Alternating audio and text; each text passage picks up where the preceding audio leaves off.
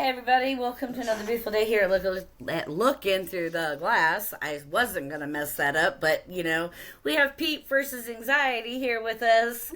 Woo! Mental health champ. And of course, I got to mess it up because he's here. I was going to say that. It was like, the pressure's on. Oh, no. Yeah, the pressure's on, man. The pressure's on. Well, Non-judgmental, but you sit there and you make us feel pressured, so it's your fault. Yeah. I Kidding, did I'm it for a lot of kidding. people. It's okay. It's all right. Listen, I just finished publishing episode 250 something at this point, dude. It's been crazy. But, it's great to be back. I saw you guys were doing something. I was like, I reached out to Zell. I was like, yo, hey, listen, when can I come back? And she's like, well, here's the calendar. You And I have was our like, okay. link. I had a link to the 15-minute one, not the other one, apparently. I got a lot of links I get, so yeah, I have to juggle a lot of things. Well, then you just need Right? to take a notebook, the little notes that you have on the computer, and just paste it on there. So anytime you want to come on, just click on it. I actually got a notepad now. I have my notepad now for that. I've been doing that with actually putting on links because I have the link for my PsychPal stuff too. So, since, we're in a partnership, I have a special link that I can send people through, and it tells them how many people have clicked it and things like that. And then I have a promo code at the end. Just type in Pete at checkout. You get 20% off the first month of the whole app and things like that too. So I've had to remember that. You should have seen me trying to do the ad read. It took me like 20 times to do it. I did my own little ad read for the beginning of it, so now I put it in at the beginning of every episode. So when do we get those like bloopers? I should put those together, dude. I was live on TikTok doing it, actually. When I was doing it, I kept repeating it because, Riverside has that function where it does a little script reading for you, so I tried it out and I was doing it, and I was like, I kept going back and forth. I kept fucking it up, and I had put together this whole thing, the whole ad read for it too, and it worked out really well after I finally got it too. It took me like 20 times. I was like, finally. I'm like, if I have to repeat this thing again, I'm going to go fucking crazy at this point. So, This but is why we yeah, love you. Yeah, but it that was is, like- yes. I was so excited though because I was like, 11 o'clock, I got nothing going. Like my day normally is packed, but today it's like I've only got like one other interview to do, which is shocker Which, that I don't have a lot going on. Which is really kind of and it was weird because when I seen that you did, I was like, oh, Pete, cool. And then yesterday I had my meltdown. And I looked at Giselle and I was like, you know what? I don't think that there's a better person to have this conversation with other I than was going to with say the Pete. same thing. I was going to say the same exact thing. We'll have three people that completely understand. So I'm going to let all of our fans know, just because we run a mental health podcast doesn't mean we're immune to any of the issues that happen along with in life, okay? So no judgment place here. That's what we are at Looking Through the Glass, and I'm going to tell a little bit of what happened to me yesterday. In the morning, I got up to my dog barking, one of my guard dogs barking at my back door. And my son was in trouble. He's had some chores to do, and so he had he was supposed to be like clearing out some bushes right next to the house, and there's a ramp that goes up. When I look over, the ramp's like knocked over, or I mean not the ramp, but the wheelbarrow's like knocked over, and there's the things kind of all really haphazard, and it's raining. And I'm like, I can't find my daughter. And I'm like sitting there, I'm like calling for my son, and it's raining heavier and heavier. And I'm sitting there thinking, well, it's going to start freaking lightning here pretty soon. He needs to get his butt inside. Well, that set me off not finding him right away. I came back inside. I came in and sort of looked around the house again, got dressed, went back outside, and I'm going to tell you, I have to, because I have seizures, I don't like going out in public and peeing my pants when I have a seizure, so I have to wear Depends, at night and stuff like that. And I was screaming so loud and putting so much yelling out there for him that I was peeing myself. I was so scared. And I couldn't find him, and at that point, my daughter came around, and then there was an argument that happened between me and my neighbor, which we are friends, and because of the situation in my mind frame, I was not in a good spot at that point. In my head, my son has been missing. I thought he was kidnapped, ran away, something. It looked like a haphazard, like somebody snatched him from my yard. I'm not kidding. And we've got well over 20 registered people living within my neighborhood, and I grew up with somebody that should have been registered and is not. And I fear that that person is the person that's going into my, or having people come into my yard and unscrew my cameras and stuff like that.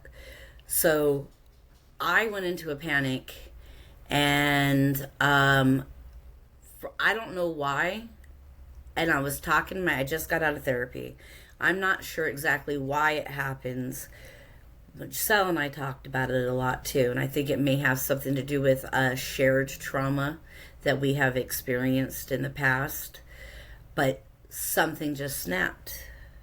And then I'm literally living in a dual reality where I have me, like there's the normal me at the control board, and then all of a sudden this other me shows up, pushes the normal me out. I'm pushed out in the back, and I'm telling myself all of the things that everybody else tells you.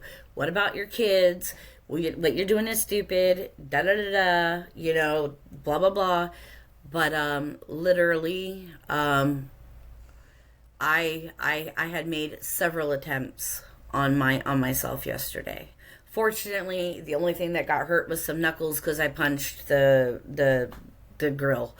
But that's the only thing that the only thing that happened. But we wanted to have a conversation because that's kind of part of the scariest part about suicide. Because I'm living in a dual reality. You hear yourself, but the person that's in the front board is like, I don't care. Even Giselle's on the phone going, Mom, what about your granddaughter, Mom? And I'm telling my other daughter, hang up on her. I don't care what she has to say. Which is the furthest from the truth. You know what I mean? It is the furthest from the truth. But when I was in this mode, and it could be, I have a tumor on my brain, we found out. Could be, Jesus. I have a tumor. We just found out recently I have a tumor on my brain. I'm going in for more imaging. I haven't been, my horse gave me another concussion. There could be a lot of factors in there, but this is also not the first time that I have tried something like this, and it used to be worse. Yeah. And we really want to get people out there to understand that whatever they're going through in these kinds of situations, they're not alone. That was my biggest thing. That's why I'm being very open and vulnerable. And I knew Pete, I was like, I think that's just God laying on my heart right here going, I know we can have a great conversation with Pete, and that's why I was definitely like, let's talk about it. I think, though, you're making a really great point, though. You're at that point where you're not listening. And I reference a lot of these videos where it's like after you take your life and all this other bullshit that you've seen. I've seen a few of them this morning where they've changed up the dialogue a bit. The same thing is that you did the same thing you just said. You're not listening to anything she said. Giselle's saying something in the back, and you're not. People need to understand, when you're at that point, you're not listening anymore. You're done hearing everything else around you. So, like, those videos like that, like somebody teetering on the edge, that's going to push them over the edge. And me and another guy were talking about this, a psychotherapist named Liam, and I had to discuss the same thing, because I told him, I said, dude, these videos just piss me off. Every time I see them, it's like, it's like you're not doing anybody any favors, okay? So you're doing some people favors, but you're not doing the people that are on that teetering edge, because somebody's going to see that, and then they're going to go, okay, well, fuck it, it ain't going to matter at this point, and then they're going to get to where you were. That's exactly it. It's the fuck it. Mm-hmm. Literally, that there's this point, and it's almost like Giselle and I were talking about it, and it's almost as though you are knowing that you are splitting at this moment. You can feel the split within yourself. And I'm going to tell everybody, I was telling myself, okay, so there was a dog leash, and, at this point in time, there was a dog leash. It's a metal dog leash or tie rope. And I walked outside, and I started doing this. I know that I'm not going to be able to reach up into the tree, but my brain at that point in time didn't care. Right. You know, it didn't care what I looked like, and I'm yelling at myself, and I'm gonna be just straight up honest. There is the person inside of me going, Sela, do you know how stupid you look right now? Do you understand do you understand? Like, come on. That looks That like a little pushes you childish even thing. more. But that pushes you even Which more. pushes you further into the fuck it mode. Yep. Because Yep. now you're like, I'm being fucking narcissistic. I'm just doing this for attention. And you start doing it, you're nagging yourself in your own head. And I was explaining to my mom that I've done that. I've been there. I get, and it's an anger. It starts with like an angry. I'm getting very angry with ourselves and getting angry with the situation. At least for me, it has. And I'm getting, I can see where where it could be very similar with me. Yes. Yeah. yeah, it gets very angry, and then it goes into this like the narcissist in your own head. You start coming at yourself. You go, well, what's the point of Yeah. me being here? And then you go into all the traumas just come forward. Everything you've ever been faced with traumas just come forward, and now you're going through each page of all those traumas and targeting yourself in every single one of them, because you're going, well, I got the shit beat out of me. Well, I probably fucking deserved it. Or, Yeah. I got bullied. Well, I probably, I am fat. Or, whatever it is. All those things that come forward. And then you're in overload. Your whole nervous system, your mind, everything is in overload. And it's it's like a power outage. Mm-hmm. At least, and Exactly then what it's like. it's a power outage in your mind. It's a shutdown. It's like, okay, overload, shutdown. And that is the moment where there's no thought process of what's happening. There's no thought process of what's going to happen next because you're not thinking. And for me, that's the scariest point. Yeah, because you don't know where you know that you're at that end. You know, and you already know you're saying fuck it at that point. You know, Mm-hmm. and that's the hardest part, and that's what people need to realize is like, when they start blaming themselves for things, it's not your fault. You have to understand this is a state of mind, like they both just stated. I've been there too. It was like that. I was seconds away when the last time it was, and it was just like something told me to stop. But luckily that thing told me to stop, because if not, I wouldn't be sitting here right now. And it's what people don't get. It's just like they all want to start blaming themselves for something. Oh, I could have done more. I could have. You have no idea. I could like, have you've never reacted been there. different. I could Exactly, have you have said no this idea. different. And not realizing that we are absolute humans that have been injured, and we're trying to work through these injuries. And there was an injury that got re-triggered for me there. Yeah. Like I stated, there is fear within my house, within my property. There is fear on my property. There's people that a roommate of mine has just witnessed people just parked just right outside of the view of my house where I can see them, but they're capable of seeing my whole yard, and they're parked out there on the street for no. And she pulls up behind them and is like, hello, I've got video of another person stalking my house through the house, and I've got full video of him, and he's doing something, recording my house as he's walking by. And then the second he gets on the other side of my neighbor where there's a big rig, he stopped. And he didn't know that I was recording. He didn't see me recording him. Like, there's dangerous things. And my mind went into, oh shit, what if that psycho got my kid? Yeah.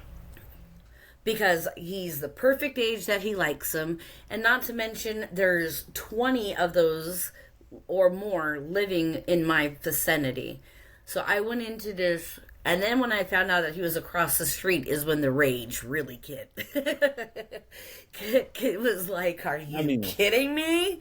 Not to mention, my sister was looking for him prior. She called For me. an hour. She called me, and because as big siblings, we have a system. It's just to say, we have a history of things happening. So as big siblings, we have a system to where we go, okay, We've already checked all over the property. We've checked all over the house. Where else could they have gone? And so I was like, across the street or down the street at one of his friends. And she's like, that is my next plan. And I'm on the phone with her the entire time. And she's like, I'm just worried. And I was like, I understand. I said, is mom asleep? And she goes, yes, mom's asleep. I said, okay, good. We're getting to him before she wakes up because we know she's going to be mad about this. And, Oh you yeah. know, waking up that way is not, it's horrible. I can't even Hmm. imagine. And so, yeah, we're going through it, and I can hear her screaming for him with my sister across the street. I can hear my mom screaming for him, and I'm on the phone. And that tells you how loud she's screaming. Yeah. And so I'm sitting here going, "Oh, great." And it was just a spiraling moment. And it's really crazy because earlier that morning, yesterday morning, I had a little overload, like nervous system overload, where I had to hand the baby over and walk away for a second because Yeah. I had too many noises around me. It was what it was. But I was just like, what is wrong with me? Because I just had a spurt of just, I can't handle this. And so I just stood in the room for like 5 minutes, got myself together, and just came back out. My husband's trying to leave to go to work, and I just was like, I apologize, like I don't know what happened here. And then I still had this overload in me that I needed to do something. Something's going on, something's bothering me. So I got the baby to take a nap, and I came into the kitchen and I just started baking. I'm baking my breads and everything, and my sister calls me, and then all this starts happening. And then the entire time I'm on the phone, I can hear my mom, and there's history behind her yelling and and because she Yeah. has her seizure moments. There was points where she's raged, and I'm being triggered The over the phone. PTSD seizures that I used to No. Okay. have. Yeah. No, I'm following you. And Yeah. yeah, and so I have triggers in that still. My mom speaks in a certain tone, she screams in a certain way. I'm Yeah. triggered. And I'm trying to keep myself from being anxiety ridden with while I'm on the phone, trying to calm her down, trying to find the right things to say, trying to just see what can I do to pull her back from, feeling this way. And then I'm also not following her everything everywhere through the house. I go, hey, I'm right here. Talk to me. I'm like, no, you can be mad at me. I don't care.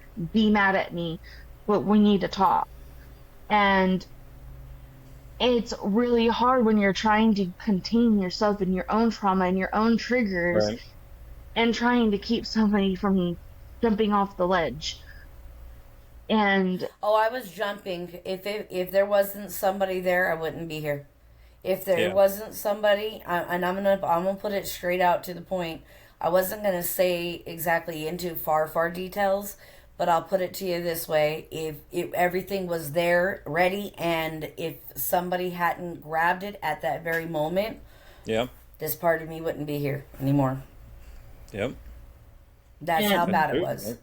And that's how it goes sometimes in those situations, you know. That's what people need to understand. This is an uncomfortable conversation for a lot of people, but they have to understand this is really what was going on. Like And this this is is what's really going on in those moments. mm-hmm. You have questions. Well, in those moments, those questions cannot be answered because the person isn't thinking like Mm-hmm. with the right mind. And that's where I really wanted. This is my personal experience. I can't speak for everybody, okay? But in my personal experience, it is a dual reality that I am in when I'm in that place. I don't know if it's from head injury. I don't know if it's PTSD. I don't know if anybody else. Well, and Giselle said she kind of does the same thing. I don't. All I just know is that this is a subject that no, a lot of people are willing to be as raw as we are on it, and Yeah. also, it was just relayed that this is a conversation we can really have. You know, You it's know. funny. This conversation comes up because I was just messaging somebody about Suicide Awareness Month, about the series of videos I did like last year. I'm already looking for new people for this year's set, and there was a woman's story I came across that was talking about suicide. And I was like, "Listen, I want to invite you to come be a guest." So then I was messaging her, and then I come in, and this is exactly what we're talking about, you know. And it's so interesting because a lot of people don't understand the perspective, but you being so honest about it though, and telling people what you're thinking, it's almost like a DID moment, kind of like you're like, I'm in two parallel worlds kind of thing. Because DID is a little similar to that too. It's like somebody else is taking the chair. I think Split did it best when it showed how it works. And like that, because you're like, oh, I'm in two alternate realities kind of thing. I don't know if that's what it is, but it's similar to that almost. No, it is very similar to that. That is, I guess, one of the best ways you can explain it to where people can kind of help grow, get a little bit more of a clearer understanding of what I'm meaning. Because it is literally, there's two people at the helm, but one of them just gets pushed out. It's like this other one appears as this other one, and as this one appears, this one's getting pushed backwards. And I can hear her. It's me. I'm yelling at myself. And I'm literally, and like, just, I can hear, I'm telling myself all the same things that Giselle's telling me. What about your granddaughter? Your granddaughter, Mom. Your granddaughter, come on. And what did I do? Hang up on her. I don't want to hear her. And that's literally, and that's got to be so hurtful to Giselle and the people that are going through it. But at the same time, for the person that is in that spot to say that, for me to say, I don't care, hang up on her. She has nothing to say that I want to hear. For that to be in that moment is such. It's hard though. It's hard for people to hear that, but at the same time, Giselle understands more than most people do. You know what I'm saying? Like, for somebody that doesn't get it, that doesn't understand a lot of it, it's hurtful. For people like Giselle, you and I, we get it. We understand that something's not right in the moment, and she can tell, like she was saying, she can tell by your mannerisms a lot of times, things you're saying, things like that. She'll know differently than everybody else, so she'll know, like, when you're in that altered state of mind, you know what I'm saying, versus somebody who has no idea and doesn't understand these things, or doesn't even take the time to understand these things, because there's a lot of people that don't listen to a lot of these other really deep mental health issues people deal with, like BPD for one. It's like, it just gets interesting for people. You read these comments, people say things like, oh, well, they're difficult people. Are they really? Or did you not take time to understand what the other person's thinking? Like, like, it's very obvious things that they're going through. Like, you learn different mannerisms, and Giselle, being your daughter, will understand a lot of these things because she's been around a lot of it. For people that don't, you can tell the ones that get it and don't get it. Like I always tell people, like, we know what kind of people get the conversation based on the dialogue they're using. And, after 250 plus episodes, you start to learn what things people start saying, and you'll know where these conversations are leading to. Like, I can pick apart most conversations when people start talking to me, and I can tell what they've been through. And I tell them usually, like, if they don't want to share part of it, like, I already know what you're telling me, because you can hear the things they're saying and certain words they're saying and the way they're saying things and the way they beat around certain things. It's just, it makes sense to me, but other people listening, it's hard, man. It's a hard conversation when people go to that place because it gets rough. Like, like, you're hearing this person say they don't care, but they care. It's the ultimate state of mind once you're at that point. So yeah, and that's where we really wanted. That's where we were really glad that, like, I seen that, and then so we called my therapist, and she called back immediately.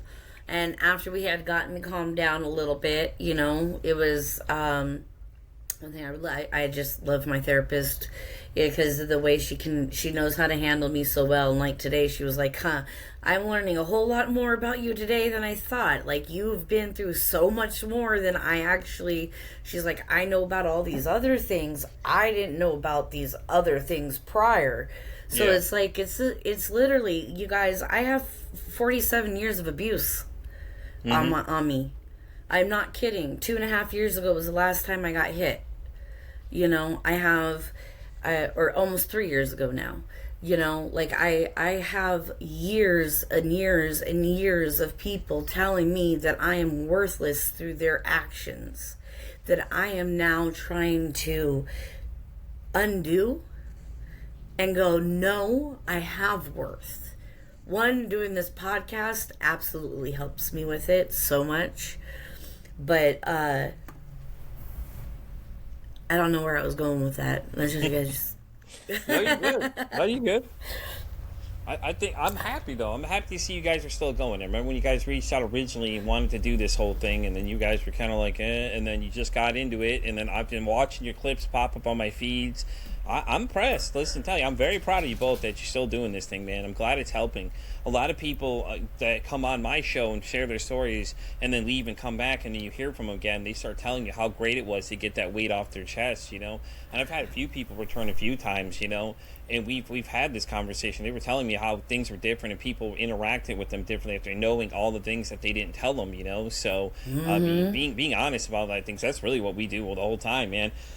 We get real honest. Like season three's opener was just wild. That girl was telling us about how she was cutting her wrist and she drank bleach and things like that. I was just like, what the fuck? And then it went to the girl like a few episodes after that where she was like, well, I got sexually assaulted and people are making fun of me. I'm like, you're making fun of somebody who got sexually assaulted? The fuck is wrong with you? Yes. That happened to me. Yes. Yes. Don't tell me that, because you know what I'm going to do? I'm going to end up going off the handle again, because the last time this happened, I turned to the camera in this episode for 2 minutes and went off on a fucking thing and said, you want to know it? You want to fuck with somebody? Find me. Here it is. You can find me all these. I'm starting listing on my socials. You come have a conversation with me about this shit, because it's disgusting. It's like, why are you going to make fun of somebody about that? Well, one of the things that we're actually wanting to do, and to get this out there, is that we're wanting to have a sexual assault panel. Those who have been raped, sexually assaulted, anything of those sorts, especially in childhood, because we have our highest rating, and on our podcast is a hypersexuality in youth. And that was me speaking out about how I became so hypersexual because I was raped 3 separate times in my childhood. And so, and how it affected me growing up more and more, you know, starting at age of 8 and then going up. But it also, you know, that ties into the going through all of that. It's really hard facing the reality of it, because you don't want to face the reality of it. And in the last year and a half, 2 years alone, I have faced the reality of one of them that I had a hard time speaking out about, because I didn't want to face the fact that it was true. I didn't want to face the fact that it really happened. I was manipulating myself at that point, going, I was the one that was coursing it, and I was the one that, you know, wanted it, but it wasn't the truth. And that's something that I really want to get out there, because I know that I'm not the only one. You know, my mom has an experience where it was very similar, and so I want to get it out there. If you know anybody, or if anybody hears this and they want to come on, we can turn off cameras, keep it all, you know, anonymous for everybody. We're not only looking for female, we're looking for male as well. Yes, because that's just as important. And honestly, it's not spoken out enough. And, you know, mental health is so important. And I know what it's like to be sexually assaulted and raped, and then immediately wanting to off myself and be done with myself. I don't know how many I ate poisonous plants. I didn't know what to do. I didn't have internet, so I didn't know what to do. I tried eating the poisonous plants that I'm allergic to. I've tried I've tried slitting my wrist. I've tried it all. Yeah. And that I had access to as a 13, 14-year-old kid. As I've gotten older, the thoughts have came, but I have been able to deter myself from it. Or my husband in the last 12 years, I've had the thoughts, and he had sit there and held my face and made me look at him and calm me down, talk me through it, love me through it. I was gonna say, I think it's the key word is love. When people are in that situation. So before, when I would go into these things, there was always a reactiveness that happened in my husband, that it was the end game was to make sure that I didn't get hurt, but I did end up getting hurt in the midst of him losing himself and trying to do the reactiveness. And like yesterday was the first time ever in my life that I had been loved through it all. like I was loved. I was my husband showed up how he was supposed to show up. He showed up for me. There was no, he kept his self from going, further up to where his reactive, and then I react, and then I react. And that's how a lot of our abusive situations happened in the past, was just each other, two toxic people not understanding and just really reacting to each other. And have you guys met the lady that invented the Callisto protocol? Callisto something. I can't think of what her name is now. Tracy. I can't think of what Tracy's last name is now, but she was the one talking about some of the statistics. And the scary thought is that college campuses are the place most likely girls get assaulted. And yes, the numbers were fucking crazy. Like, she was telling me, and I'm just like, and we know these are problems that we don't do anything about this. This is fucking crazy. Like, what is going on here that we don't handle these problems? Like, these girls are basically being preyed on, and you're not doing shit about it. So it's because their solutions is having like home monitors and stuff like that. Those who keep kind of like watch over the girls, and sometimes those are the ones who are preying on them, and they don't realize that. And that is it's crazy how it is. And then the parties on top of that, a lot of them have the parties, and a lot of them have the nice little things that they slip into the drinks, and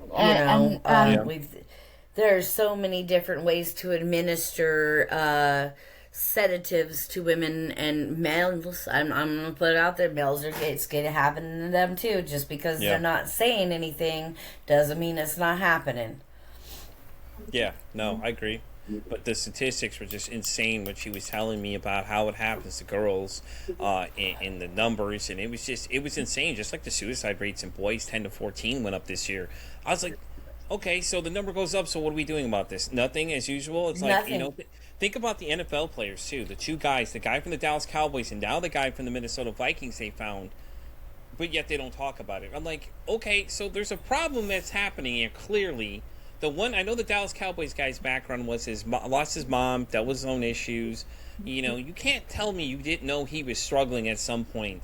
He literally wrote a letter to the team, he wrote a letter to the ownership, and all these other things. And then yeah, it happened right down at 75 here in Dallas. He was on the left side when it happened. Okay, so then the Minnesota Vikings guy, they found him in his house, and I'm like, okay, so what are we not going to talk about these things, guys? Like, these are young guys. These aren't like they're in their 40s or 50s. These are young guys, 25 to I can't remember how the Dallas Cowboys were. I think it was like 23 or 24.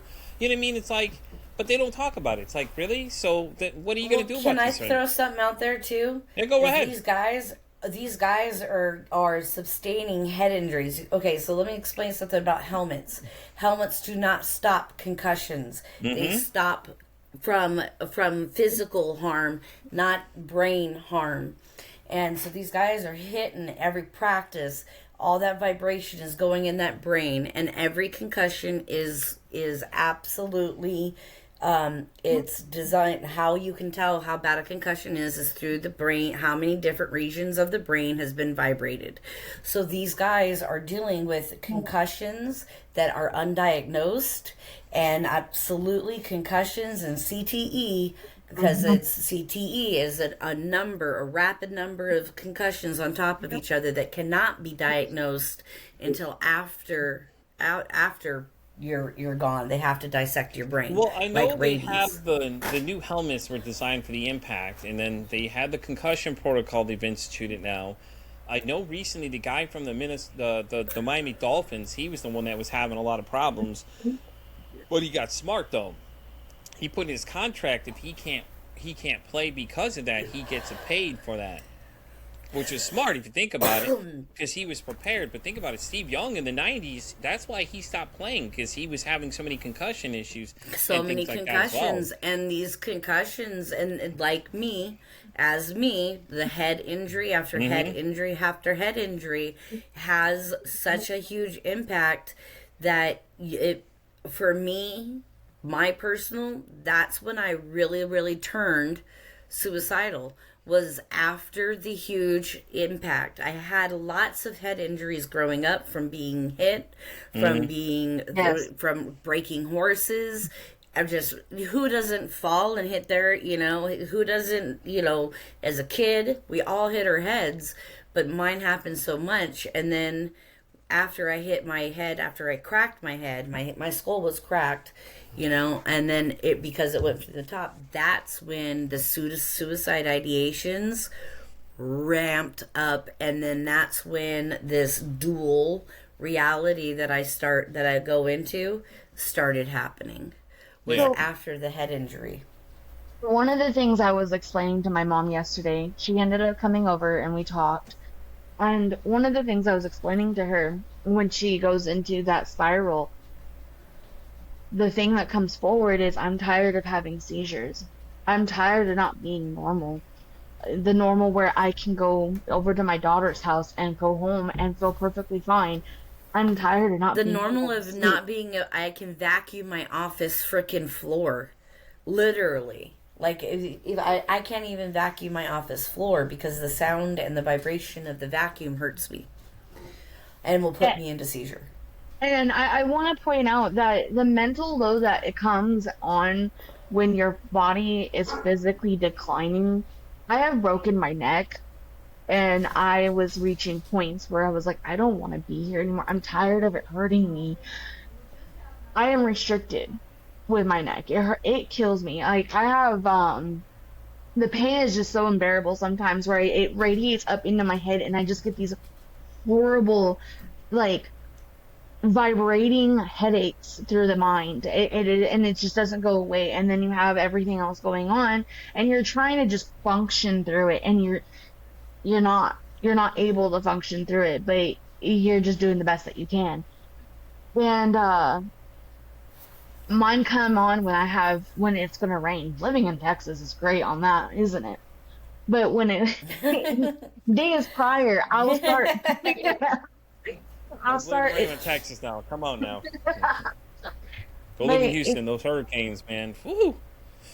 It starts in my neck, and I can feel it crawling up into my mind and into my brain, and it's just sitting there, and I can't sleep. I can't get comfortable.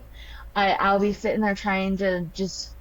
I can't zone out. I can't watch TV because now the TV is just coming in from this way, is starting to hurt and radiate up into the head. So all these things are happening. And one time I just broke down. My husband and I were driving, and this was years ago. I think it was only a couple of years after I had my accident. And I just broke down. We were sitting in the car, and he went to go open the gate at my mom's, and I just started crying. I was like, I can't do this anymore. I'm tired of this pain. It hurts. And prior to that, I've broken my knee, and my knee was always hurting me. And I was like, I just feeling that pain so consistently. It takes that normal person that you once were, you feel separate from it. Now you feel like the things that you once were able to do, you kind of mourn it. You miss it. Yeah. You miss being able to go do those things and not end up hurting afterwards. And I can't, mine's nowhere near as bad as hers, because hers has been 12 years of dealing with this. And I can't even imagine I'm wanting to be done with it situation. Yeah. I understand it from my point of view where it was mild, but now it's, Mom, I understand it because you spent 12 years sitting in a house going, well, my kids went to go to the lake and I can't go. Or it's, if I go, I'm going to have a seizure. Or the time we went to the movies and this was her first attempt in years to go to the movies. In 8 years. And then she had a seizure, and and she came at me, and she saw a situation, came at me a certain way, and how we had a fight, and then she reflects back on that. I know that she does. Those are things that I see and I notice. Sometimes it's really hard to notice in the moment of her freak out, but Yeah. I understand. If this is gonna sound absolutely crazy, if she were to do it, if she was successful, I would understand. Yeah. And one thing I want people I'm to, sure that sounds pretty fucked up to a lot of people listening to that, by the way. Yeah, But yeah, yeah, I know it sounds really fucked up to a lot of people, but I don't care what it sounds like. I I know don't, how they it's. can yeah, judge me for it. They can. They absolutely can. And but I would all recognize the pressure and the lack of pain that she would no longer yeah, have to, the suffering would be gone for her. She's suffering to be here with me today. But yeah. at the same time, she's not. She loves me. She's here.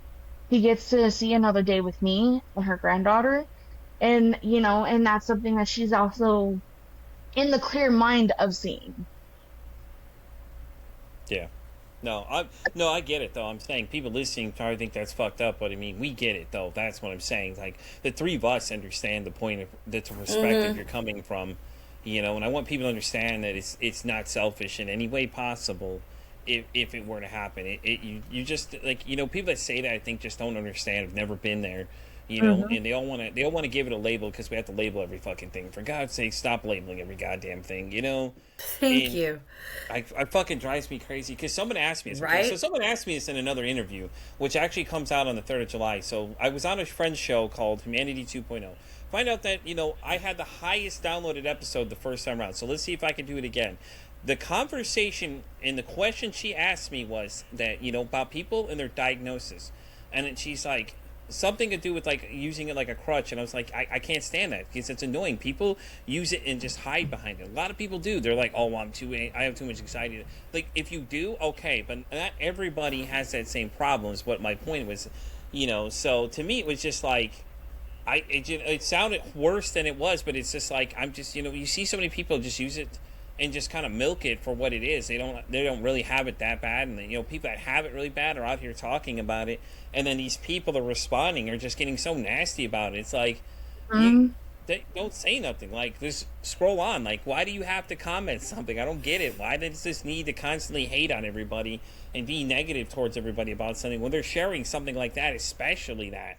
I was You gonna know, say, especially something like this.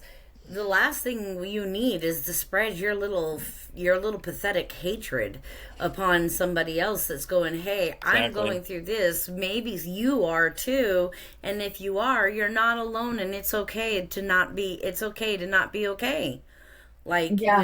Yeah, that's exactly. basically what we're saying is, it is okay to not be okay. You lose it sometimes, and that's where it was like yesterday, Giselle and I talked about it, and I was like, look, Pete, Pete, there's a reason why Pete frickin' did it Turn for over there. today. I'm a huge synchronicity type of person. No, I And agree. I was like, nope, because he's the person that I know that we can have such an honest conversation, such a deep conversation about this stuff.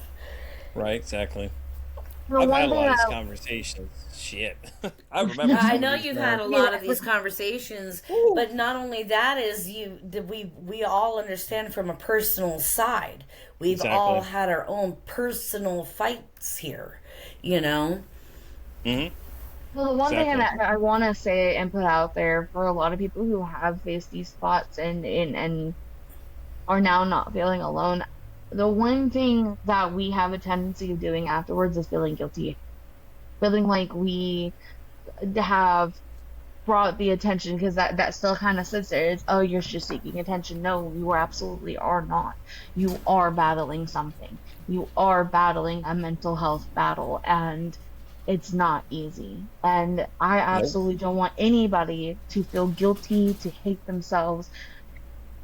You need to learn to love yourself more. Love yourself more through it. That's what you need to do is love yourself through it, because and find somebody that can And help you love you find through your it, tribe that will love you through it. because Exactly.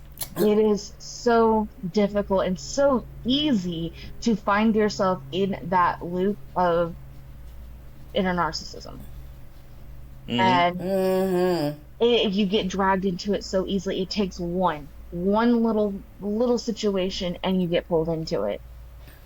Yeah, it's that negative self-talk. Yeah, it's another part of your brain. Yeah, Yeah, but and that's what I was doing the entire time. So yeah, afterwards, because I'm a person that believes in synchronicities, My daughter and my other daughter and my husband were trying. They were like, "We're not cooking. Nobody in the house feels like cooking today." So Mm-hmm. they were looking for a place to eat. Right, and we find this new place, and I go the table that I go to. On the table, it says, "Be proud of who you are and not ashamed of how someone else sees you." And Exactly. I don't, you can't make that stuff up, you know. And I would look 100%. at the That's a lady great that one. worked there, and I was like, "Ma'am, who put these on here? Like who? Because they're on all the tables. There's another. They're in the bathrooms, and there was another one that she kept saying, "Listen to the song I Smile if you're in a bad mood." I haven't listened to it yet, but I'm just gonna put it out there. And she was like, "I did," and I was like, can I ask you what like brought you, what made you think about doing this, you know? And she goes, well, she goes, there was a regular that had come in. She goes, and I could just tell that he had been having a really bad day. And, you know, he never talks. She goes, and I'm the type of person that likes to hear, you know, I like to be there for people or whatever. She goes, and I just seen that he was crying, and I just felt that, you know, hey, let me put these things. And she's got them in the mirrors in the bathroom and all over the place. But I was just seeing that, and I just looked at her and I said, I want you to know that is, I needed to see that today. Right. And I was like, I'm a co-host of a mental health podcast, and I needed to see that and read that and hear that today. So thank you so much for that. Yeah, that's awesome. That really is. That's really cool, though. For somebody not realizing what does, how powerful that message is to a lot of people. Yeah, Just how powerful.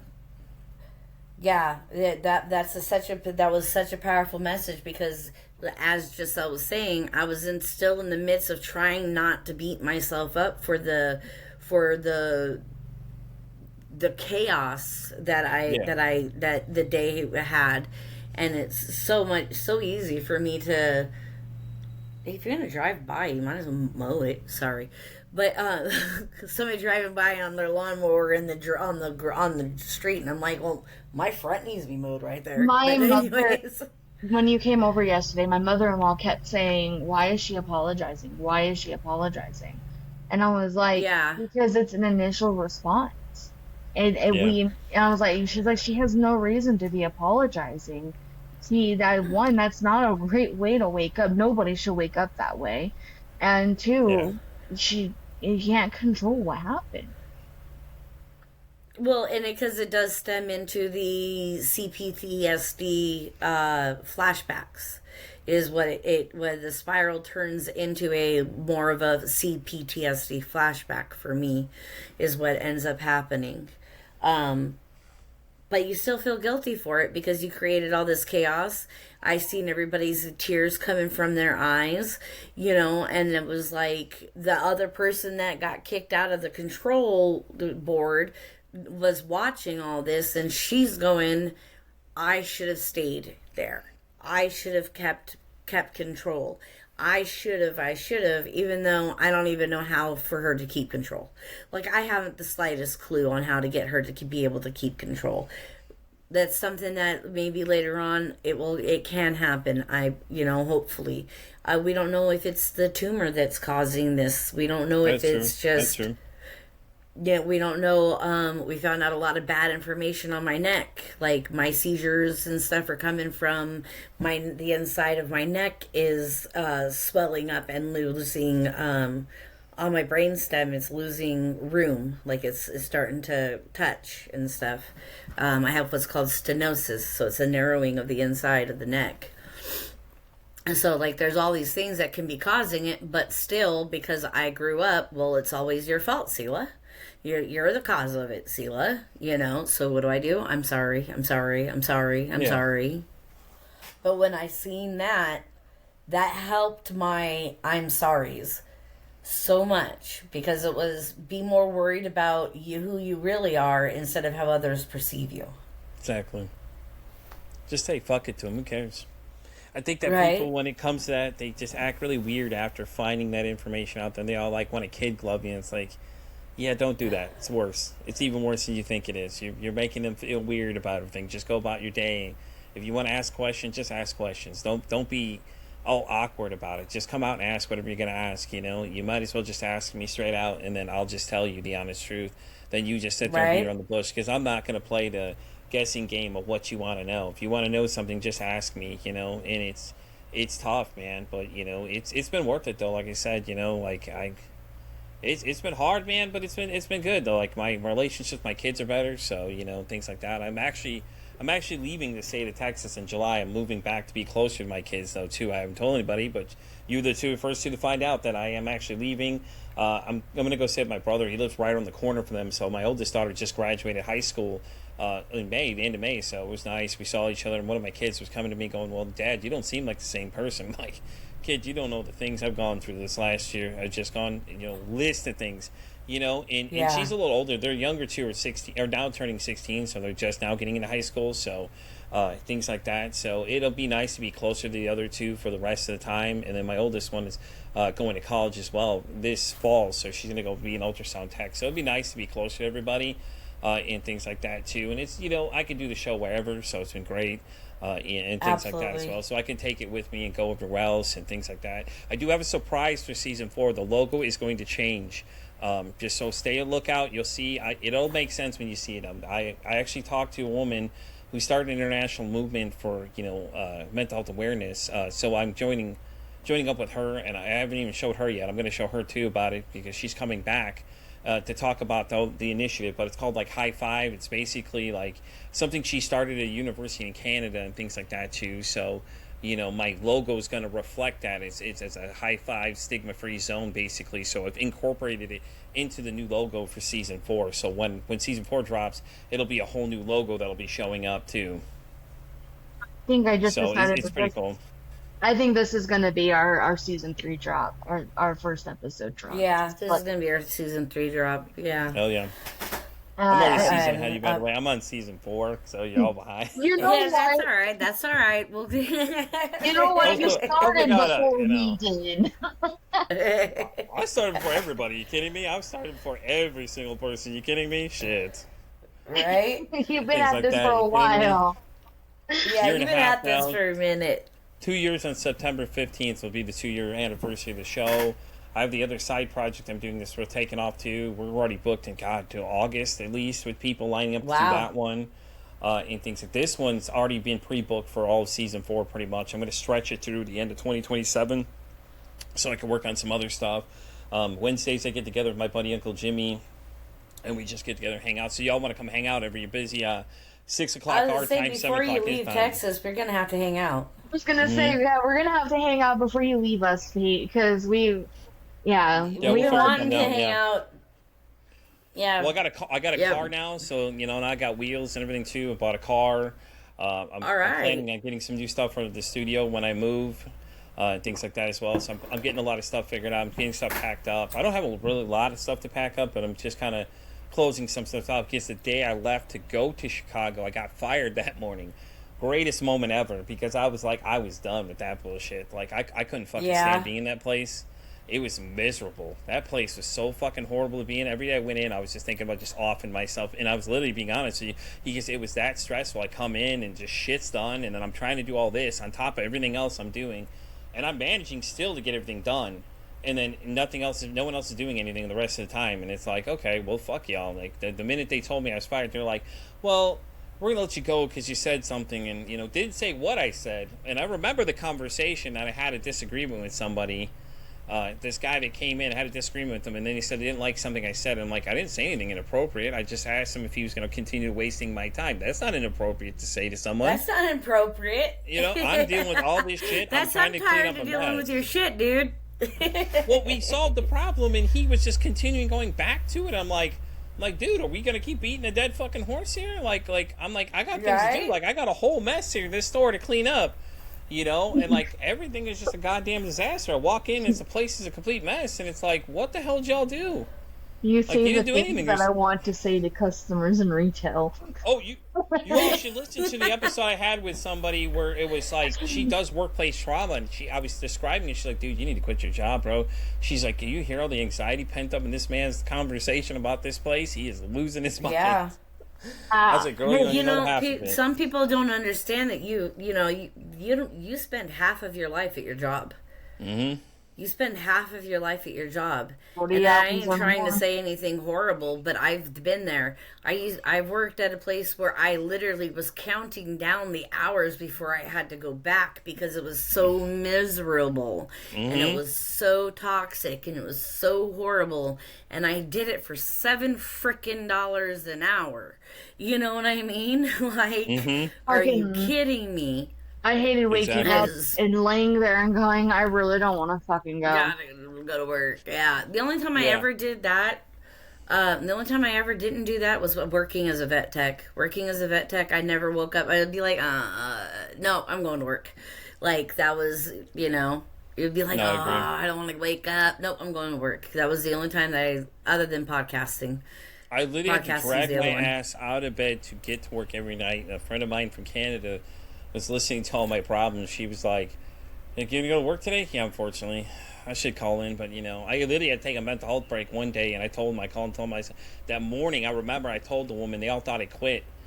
And I was like, I didn't say I quit. All I said is I just needed a day because it was just too much. Everything just cataclysmically was just, I was arguing with this girl. And it wasn't even an argument needed. I was just asking her, hey, what are you doing? Like, she cleans half the floor and leaves the other half dirty. I'm like, so why don't you just sweep the whole thing and then half mop it? That makes sense, Anybody logically would, Yeah. that's what they would. And I was trying to be nice, and this woman is just confrontational. Then she told me to shut up one day. Then she started mocking me. And I'm just sitting there going, I don't get paid enough for this crap. Like, you all want this? Go like that. The minute they told me Go I was ahead. fired, I was like, I wanted to celebrate, but I just said, okay. I clocked out and left. I'm like, deuces. Like, what do you want me to say? I'm like, I literally should have just knocked over some things out the door. It would have felt gratifying, but at that point, I was just like, I was too tired. I was burnt out. I'm literally doing everything because you gave me a brand new guy who has no idea. But luckily, the new guy, he had no idea what's going on. Like, they give me these people that I don't know where they find them.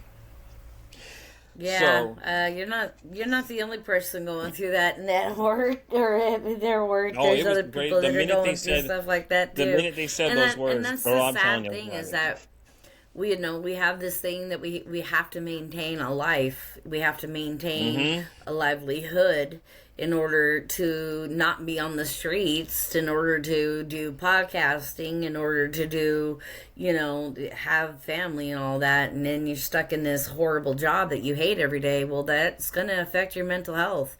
And it's absolutely going to contribute to your And they decline knew on I a was- daily. They knew I was cracking because they told somebody that. They said, "Oh yeah, we brought him in because he's burnt out." Well, why do you think I'm burnt out, dude? I do all this stuff. List everything All I the do work. compared to everything you guys don't do. I take care of, and I get it Yeah. all done. That's the thing. I get it all done though. Like, I'm the only. They bring in trucks every 2 days every week. I was there, and I put it all away. But someone else can't do it. What do you mean, dude? Giselle I get the whole thing understands done. Giselle completely understands that Like, one. I'm saying, it's like you're getting mad at me over nothing, and then you're telling me, oh well, it's my fault. Well, something's not done. Okay, well, that's cool. It's your problem to worry about. I don't know what to tell you, man. Like, I don't know what else you want me to say. Like, I didn't do this. You did it, And they're like, oh, well, there's a mess. Oh, there's all this stuff, the extra shit. I'm like, I had to do all this extra shit on top of everything, and I'm still out of here on time. And then you guys get mad because the whatever those walk-in was completely God, dude, it was so bad. Like, you couldn't even walk in at one point. And it's like, dude, you seen this? There's nobody in there working on this thing, and it's a problem, And I remember because they were like, oh, the big boss is coming by Monday. Okay, so what are you doing with the problem? Well, I don't know. That's all you got from the person. Like, oh, I don't know. I'm like, what the fuck you mean you don't know? You're the one that charged us. You don't know what the hell you're doing over there? Oh, have fun with that shit, dude. That Soon sounds as like I said I was retail. fired, oh god, it was horrible. Retail, yeah. It didn't have to be like that. Honestly, like they let people quit. They let one lady quit because they wanted me to switch my shift to something else. I'm not doing that swing shit. I'm like, no, fuck that. That shit's horrible. The I swing was sleeping shift up is as the it worst. is. You know what I'm saying? Like, this girl wanted to stay. She wanted to stay, and they let her go. I'm like, why let her go and let these other people are useless stay here? Get rid of them. You know, it's like nobody wanted to make an adult Don't decision. you love how they do that? Why did they get rid of the good people and keep the useless ones? Bad management's what it is. Bad management. My boss literally told her. Well, it's all over the place. Oh, in fact, now they don't work for them anymore. Did you all hear about the guy in Godley, Texas, who got himself arrested for prostituting his own wife? That was my upper boss. That guy used to run above my store. Wow. Oh, whoa. I don't work there. I don't work there anymore, so I could talk about this now. I can tell you. So the day it happened, I knew his wife was in trouble, right? Because she had already got flagged by the godly school board system because she was teaching sex education to kids. You know, she was a part of that whole thing. And then when it flagged because she was saying I had a business, that's when people were starting alluding to something was wrong. Then I come in and say, oh, did you hear what happened to Mike? And I'm like, what do you mean? What happened to Mike? They're like, oh, yeah, I got to check the news. And then somebody showed me the news report where he had got picked up. And then it turned out the godly police chief was a part of it. And then all these other things just started coming out. And I'm like, oh, shit, okay. So, like, we're in the store, and they're like, okay, so we were in the store, okay? And they're talking about it like, oh, well, you know, what did you say? It said we couldn't talk about, or we could talk about it, we couldn't talk about where all the customers were. I'm like, I don't think anybody knows where this guy works or anybody cares where this guy works. Surprisingly, no one's come and asked me. I haven't seen any news people come by. I've been in 2 situations where the news people came by, and one of them was at a Jack in the Box because some crazy shit happened when I was in Houston, and I was off 2 days, and then they were calling us. So this situation, like, it got even weirder because then they find the phone and it says that she's got all these clients and she's doing these things and she's charging $1,000 an hour. I'm like, $1,000 an hour? What? I was like, and then it turns out he's the one that's prostituting her. I'm like, what the fuck is going on here, dude? Like, what? It explained a lot of things about him, though, because he was a really odd guy, really aggressive towards the females in the room, and it makes sense. Because he was doing all these things, and he's prostituting his wife and everything else, too, and I'm just like, what the fuck? Yeah, you can only imagine what he thinks of females, or how he thinks of females.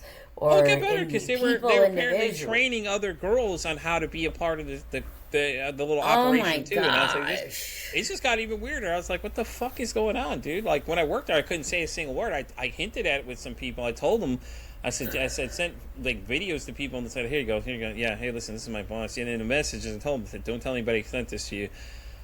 Because they check your social media, so I'm like, I'm not a part of the company anymore, so I could spill the news of what happened. But they knew about it though, and they immediately removed him. And then the weird thing was, there's a guy that was above him that got removed all of a sudden too. And I'm like, I wonder if he had something to do with it. Now I'm wondering, you know what I mean? The stories, just thoughts start going through your heads. Like, I wonder what's going on here because some weird things are going on. They're just removing people without saying anything. Well, we just found out they removed so and so. Okay. Why? Exactly. They won't tell you why. They don't know. My boss didn't even know too. And normally she finds out a lot of things, and she would tell me a lot of shit, you know. And she would say a lot of things in the backseat and start saying a bunch of wild shit about people. And then there was this transgender girl that came in before that she was telling me I had to tell her to get out of the women's restroom. I'm like, I'm not bothering her. She ain't doing nothing wrong. My boss is probably the most racist and most homophobic person you've ever met in your life. Like, she'll smile to your face and say shit behind your back. And she would say the most, like, wild things about this girl. And I was like, dude, what does it matter? She's not had no complaints. She doesn't do anything wild. She comes in and talks. She's in, most nights she's coming in and I'm in here. And she ain't doing nothing. She's just a little loud. I mean, but that's it. What are the people at 2 o'clock in the morning loud anyways? It ain't like she's disrupting anybody. She's just in there just loud, having a great time, joking around with me, things like that too. You know what I mean? Really cool person. You know, it was like the girl that worked for me tried to tell me to get rid of the guy in front of the store was just doing laps back. I'm like, I can't say nothing to him because he's not doing anything wrong. What am I going to tell him to go for? Well, tell him to leave. Huh? Why? Yeah, why? Go where? He's on public property. Yeah, I understand those days. I've been there. Being a manager sucks too. Oh, it wasn't. It didn't have to suck though. Like, it was like everybody wanted to work with me, and then they found out why because I was so lax back. I was like, as long as you get shit done, I don't care what you're doing, and we got everything done. That was the problem. Everybody else around me couldn't get shit done. So like, someone called me after they found out I got fired and was like, "Hey, what happened?" I was like, told me they didn't need me anymore. Said I got in a disagreement with some guy about something, and said I said something they didn't like, and I'm like, I really didn't say anything bad, honestly. I was frustrated. The guy kept asking me about something. I'm like, dude, we've already established this issue. What more do you want? And then all of a sudden, my boss knew it was our company's. I was like, it sounds like a setup completely. Whatever. You know, if you're gonna get rid of me, get rid of me. Don't make an excuse. Because they didn't have anything. I mean, that was the problem. You know what it was too? It was like they didn't have anything on me. I was the one doing all the work, but I was the loudest person too because I was getting pissed. Because I'm like, dude, this is ridiculous. Like, you all aren't doing shit around here to help me. I'm having to do all this shit, and I'm saying something, so I got cut because I was the loudest person there. But I'm looking at what's best for us. Hey, you have nothing in your wall. How the hell are you going to sell something to somebody if you don't have any product out there to sell? It's not there. It's sitting in the back, and you're telling people, well, I don't have it. I'm like, what business model does that make any sense? Like, you all don't do anything. And then when my friend called me to ask me what happened, he was like, well, I was like, what did the store look like? He goes, absolute fucking shit, man. I was like, not a shocker, bro, because I'm not there to do all the work. That's the problem. Like, I would be there to do it. The minute I come in, I start instantly going to work to do shit. So 9 hours I'm spending doing all this other shit, power washing pumps and things like that. I'm doing all this exterior stuff. You know, everything was all because of me. After I stopped doing it, because I just stopped caring after a while, then it was like, then they started getting on my case and try to get you to sign these write-ups for things. And I'm like, I didn't sign nothing. They had this weird system. My favorite thing was, after 6 months, we automatically sign it for you. I'm like, that can't be right. That can't be right. You that you're can't signing sign this one. something for They me. absolutely cannot sign it for you. They can't. I've had this That happen. is so illegal. Yes, That's that what is I'm saying. forgery. That's what I'm saying, though. It automatically confirms, after a certain amount of time, it'll automatically confirm it for you that it's been done. I was like, I told them I didn't sign nothing.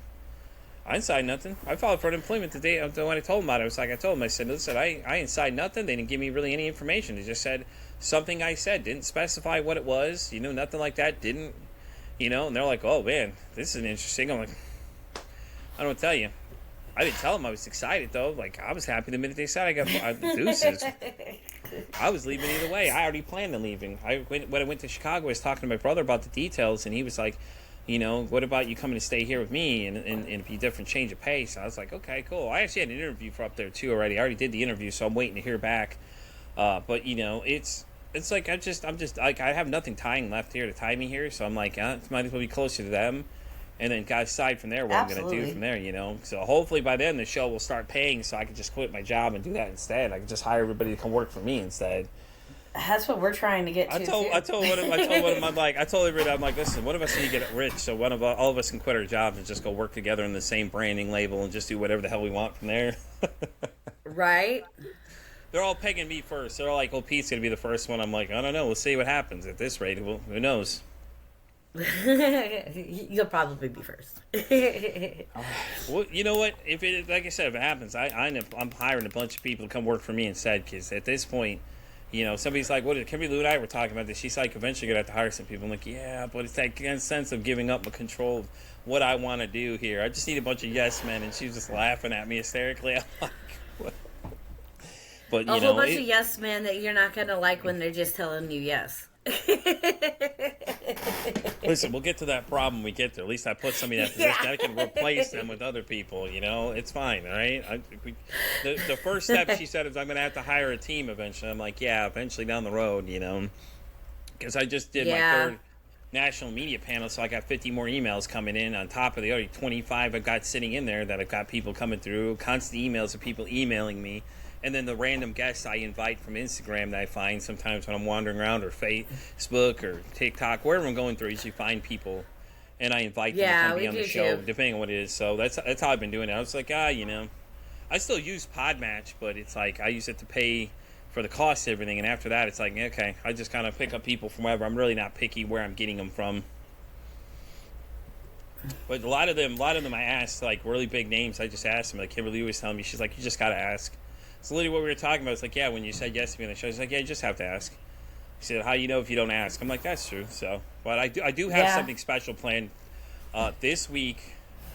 Thursday, the brain illness awareness video episode I did with Lisa Skinner comes out. She's a host of Truth, Lies, and Alzheimer's. Will be out this Thursday, which will be the June 18th, I believe it is. If I remember right in the dates, if I know my dates right at this moment. But yeah, and I have a men's mental health awareness video with another big name guy that I found on Instagram. He has like 50,000 followers or something. I just reached out to him, and he had posted a story about mental health, and I was like, hey man, listen, would you be interested in being a guest? And he was like, yeah, I want to kind of do something for this month. I said, perfect, we can do something. So that'll be coming out as well. My interview with Mel Goldman will be coming out for season 4, and she was really cool too. And things like that. This woman was praising me and everything. I almost fell on the floor a couple times.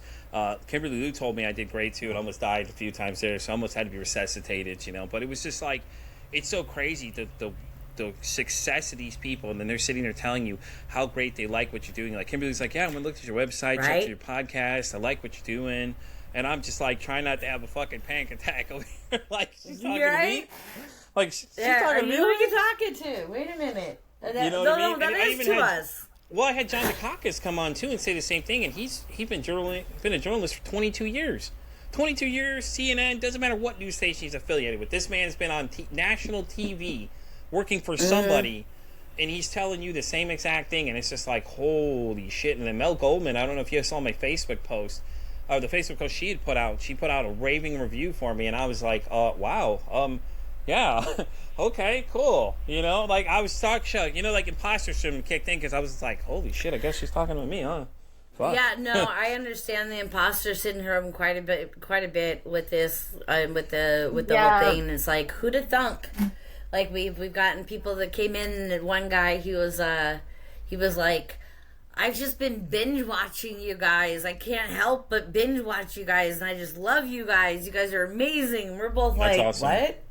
Like, really? Us? It's just us. Well, one, we don't even edit anything. Like, everything is all going to be thrown in there. And so it's like the fact that you like listening to this. Yeah. But, yeah. Yeah, no, I well, agree. It's an interesting thing when, you know, people are telling you that, and it's like, oh, I've been listening to your show. And you're like, who, my show? The fuck, you know? Like, are you sure it's my show? Right? Are you talking about me? Well, when Kimberly told me that, I'm like, this woman's been on Showtime, ESPN, Dr. Phil, all these fucking things, and I'm just like, you want to check out my website? She's like, yeah, I like your work, I like what you do. Dude, and she's just like the coolest person. Like, you don't know what to expect when you meet these like really big people that are been on these. Yeah. But she was probably the most down to earth person I've ever met. She was so fucking cool to talk to because she was just so chill about it, and she was like, we were just discussing things like. You know, and I knew it was her responding because when her assistant responded to me, they would tag it. There's the assistant's name, so I know she responded to my original message because she said, "Yeah, Pete, I'd like to be on the show. I like what you're doing." And then she's sitting there in person across from you, telling you, "Oh yeah, I checked out your podcast, your show. Oh yeah, I looked at your website. I really liked it."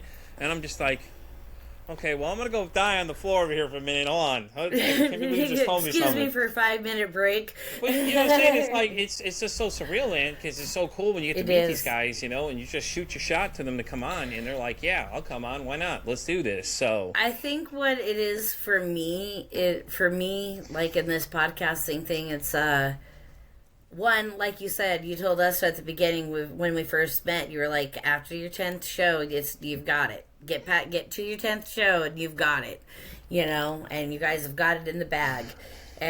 But for me, it's just been so surreal because people actually really do listen, you know? Yeah. And we are talking about the things that they want to hear. And also the way that people come in and just like, because mother-daughter duo, you know, healing, this and that, we really bring in a lot of people on that aspect alone. Yeah. And it's always great to hear. And you can never hear too much of what a great thing you're doing with your podcast. You know, it's like, because these are our babies. You know, these are our babies, and these are a part of us. They're a part of our soul, you know? And to hear that, it's, I know with Giselle and I, we're always like, oh, you know? Yeah. Yeah, it's an accomplishment because you have these people are listening, and you're like, you don't know if people are going to listen in the beginning. Hell, I didn't think anybody was going to listen to mine. Shit, I had over 20,000 downloads this year alone, you know? And I was so shocked. I looked at it, I was like, holy fuck, dude. But I didn't make a big post about it because it was just like, okay, you know, that's cool. Like, you know, to me, it's like, it wasn't the fact that people, you know, 20,000 people listened to it. I'm not excited. It was just like, okay, you know, we hit 20,000. I've been telling people in private that I hit 20,000 because it's like, it isn't really about the listens. It's the fact that these emails I'm getting is the biggest proof, too, is people are saying, they're like, I've listened to this episode. I heard you talking to this person. I like to be a guest on the show, and then it's, you know, the opportunities I'm getting them on, like all these other shows. I get to be on Truth Lies and Alzheimer's on the 30th of this month. I'll be on the show there and a TV show because apparently they're both. So I'll be on the E network or something. I can't remember what network she's on though. She has a TV show, so she was explaining the format to me. So that'll be like a 2-3 hour process of things we're doing. on that day, which is really cool because I met her through the one of the panels I'd done, and I've been invited back, for the third time. I told them they said the fourth time now will be sometime in October, so I'll be back for that. But it was so interesting, all the people you meet when you go to these things. We had a 2-time Emmy-winning producer who's introducing all of us. Annette, God, what is her last name now? Can't think of it though. But she was there the last time. Such a nice lady too, man. Really cool. Nothing, she's got the Emmys. Like normally she's sitting there and the Emmys are sitting there and you're looking at it and she's just talking like a normal person. And things like that too. So it's like, all these opportunities that are coming in. But yeah, no, we hit, I'm at like 21,000 a day, I believe, like that. It's like something like that, Yeah, but That's it was awesome. nice. You dedicate a lot of time, so we barely hit 6,700. You got really robotic just now. What did you say? I was waiting for somebody to say it. You got really robotic. Internet. I have storms coming. Yeah. And so you I do put a too. lot of effort into it, where we're only at like 6,700. Yeah, 6,700, right? It's more than. Hey, Got to start somewhere. That's still an accomplishment. What do you mean? People are still listening It to is. it. It is That's what still a matters. huge accomplishment. Yeah. Look at there. I mean, like I said, it's an accomplishment. It ain't a race. Just because I'm at 20 doesn't mean you guys won't get there. You know what I mean? It's just like that's why I didn't brag about it because I feel like a lot of people like to try and compare success, and I'm just like, that's cool. It's That's really cool. Like hard I not interview to. people every time. It's really hard not to, especially when you. I'm just gonna put you on blast, especially when it's somebody like you, because you are really, really good at what you do. Thank you so much. I'm just gonna it put you takes on blast. practice. You I'll are never do the very, same very thing. good at what you do. I'm just gonna tell you, it takes practice, man. You should listen to the beginning to where I'm now. It was a shit show in the beginning. The conversation wasn't as easy, but it was still me. And then now it's like I really don't prep much for most of these interviews. I'll look at a few things, highlight some of their stuff, and then we'll just get into a conversation about it. And you find a lot of these guys when they get into these, they're just so some of them get thrown off a little bit by it because they're like, oh shit, we can just have a conversation. I'm like, yeah, you're not gonna prepare for anything.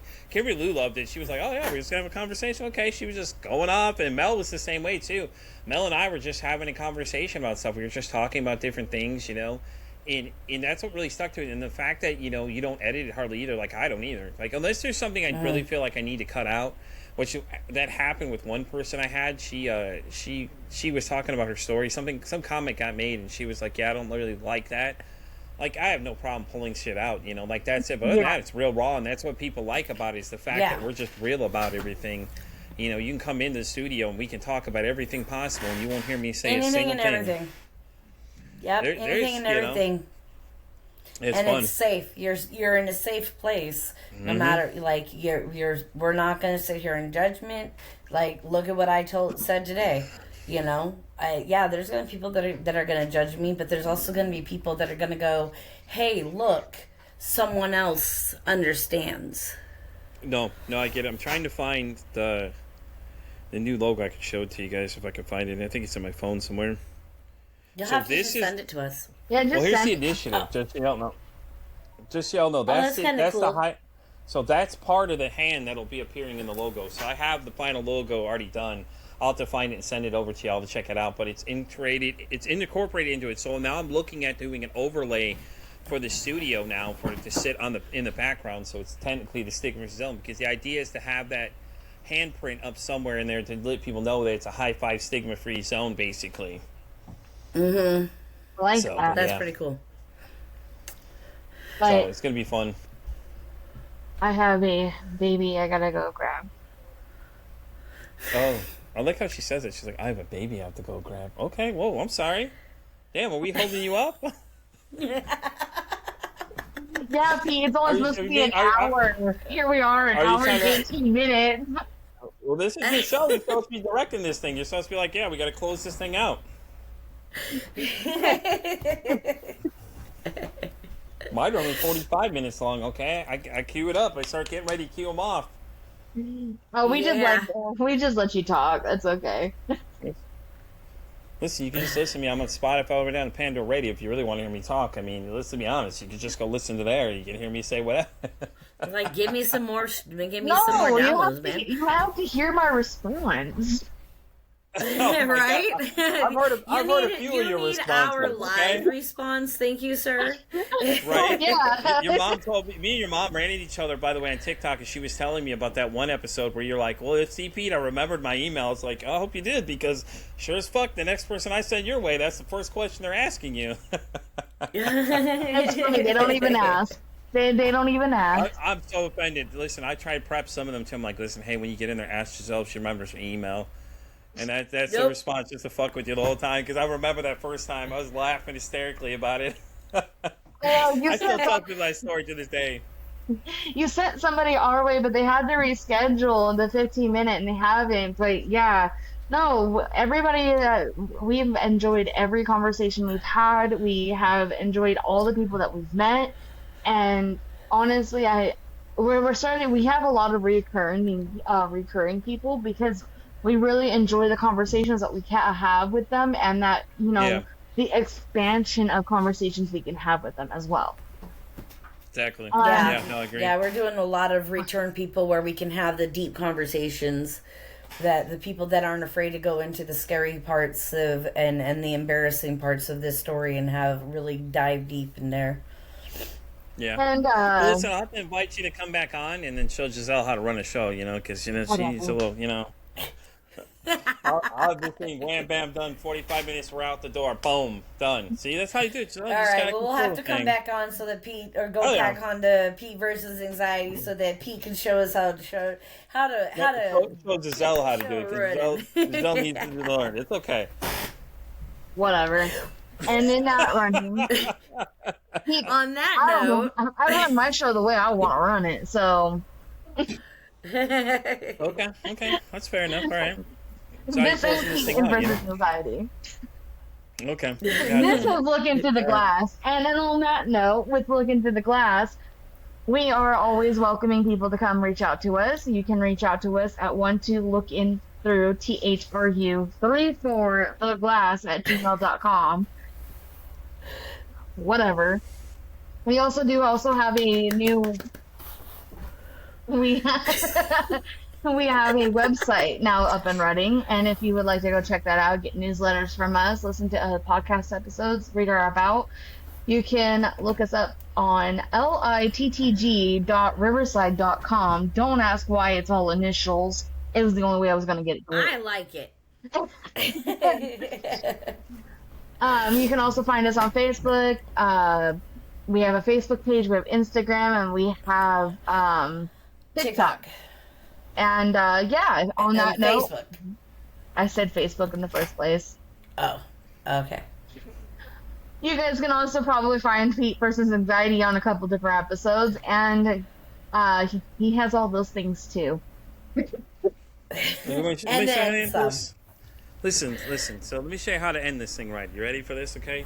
Take notes. Okay. Just make sure you get a pad and paper ready. So you can find me on X all the way down to TikTok, Spotify all the way down to Pandora Radio. As always say, it costs nothing. Absolutely, be kind to somebody. One kind act you can do can save someone's life, or hell, you make their day. I'm Pete versus Anxiety. Sign off saying, don't ask how your day is today. Say, hey, how's your mental health? See, like that. See how easy that was? That's how you drop it. Lung capacity for that. I don't know how he had the lung capacity for that. We are going to close this That out. is a wonderful way to end the episode. A lot of practice. Thank you, there. Pete. Oh, it's always a pleasure joining y'all. Until next time, make sure you guys go check out Pete versus Anxiety. You also find me at peteversusanxiety.com. See, Giselle? Okay, That's we how you got do that it. in See, there. that's how you close it.